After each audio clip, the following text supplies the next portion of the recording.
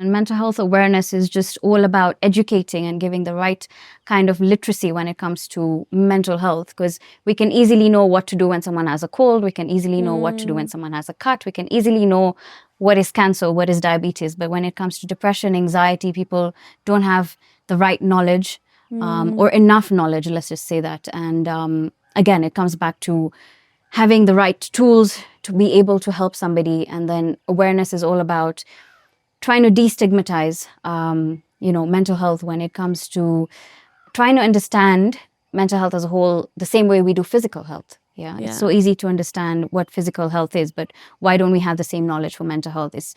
The brain is part of the body, so why are we ignoring such an essential part? Yeah. And I know that through the Mind Matters Foundation, you are doing so much to create awareness about this and break the stigma, right? Yeah. So what are the different things that you have seen in your experience that you think people need to break, like the stigma around? Break the stigma. I think it's a lot to do with if I have a mental health problem, I'll get fired from my job. If I have a mental health problem, I'll be not invited to social settings or be invited to meet people. But it's even self-stigma, right? Because again, it's what you feel about yourself. If I have a mental health problem, I'll not be accepted in the society. I'll not be accepted in the community. I might lose my job. I'm not productive enough. So those are some of the stigmas that are faced. Someone with mental health issues can be dangerous, or let's not meet them or be with them because they might not be safe enough to be around.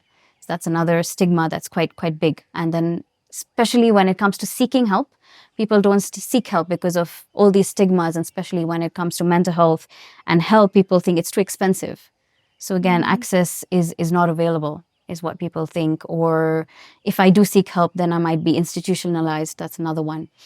That's so interesting because still when we have like a physical injury, we're not ashamed to go out to the same parties or to the same events and be like, yeah, I just have like a little bit of or I have a fracture, or I have, but yet when we are suffering, and mental health problems are not like anything major, does not have to be anything major, like anxiety, depression, bipolar disorder, right?